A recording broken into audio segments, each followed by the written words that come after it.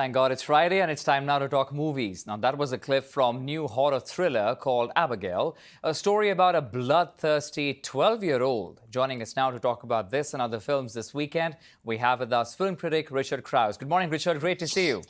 Nice to see you, Akshay. So let's talk about Abigail. This is supposed to be a new horror thriller about this bloodthirsty 12-year-old. What's your take on this film?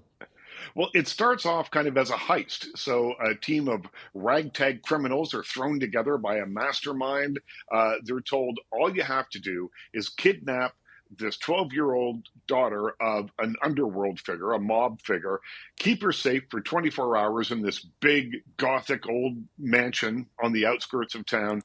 And then once the ransom is paid, everyone walks away a millionaire, the little girl isn't hurt, and everyone wins.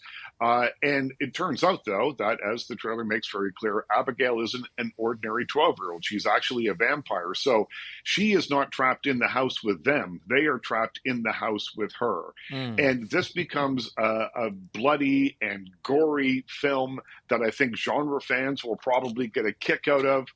It's one of those what I call a locked door story. They're inside this house. There's no getting out, so they have to deal with whatever is happening at the present time. And Abigail is a formidable foe, which is why I gave Abigail, now playing in theaters, 3.5 out of 5 stars. 3.5 out of 5. But let's also talk about Angus Cloud is in this movie. He passed away last year, as we know. Was this one of the last projects he worked on? This is apparently, people know him from the television show Euphoria, and this is apparently his final completed role.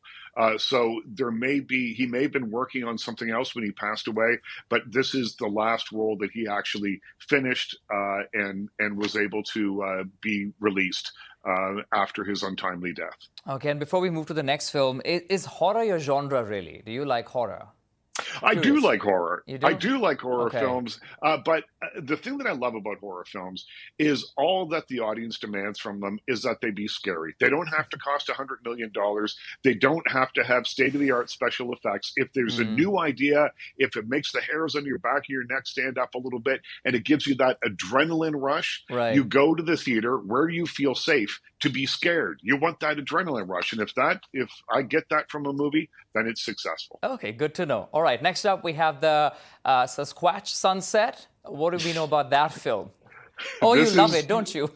Well, this is the weirdest movie of the year. This Yeah. is the weirdest movie of the year, which is why I'm laughing, because it stars Jesse Eisenberg. We know him from the Now You See Me, Now You Don't movies, from the Social Network. Wiley Keough is in here. She's Elvis Presley's granddaughter and a very accomplished actress. And they're under 2 inches of makeup at least, playing Sasquatches living in the forest in the Pacific Northwest.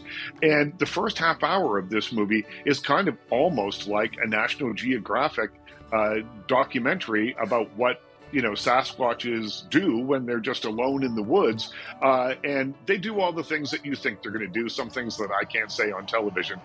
And then about halfway through, it becomes a movie that has a bit of poignancy to it as we get to the situation that they find themselves in, where human life is kind of encroaching on their environment. So it does turn poignant, but up until that point, it's a very strange movie with no dialogue, lots of grunting, lots of howling.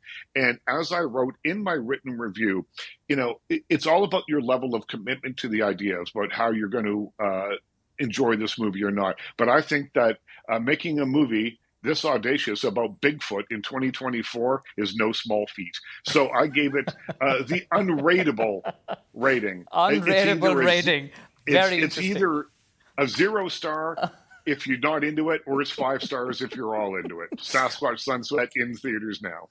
Okay, one quick. We have just about 20 seconds left. We're discussing a war drama up next.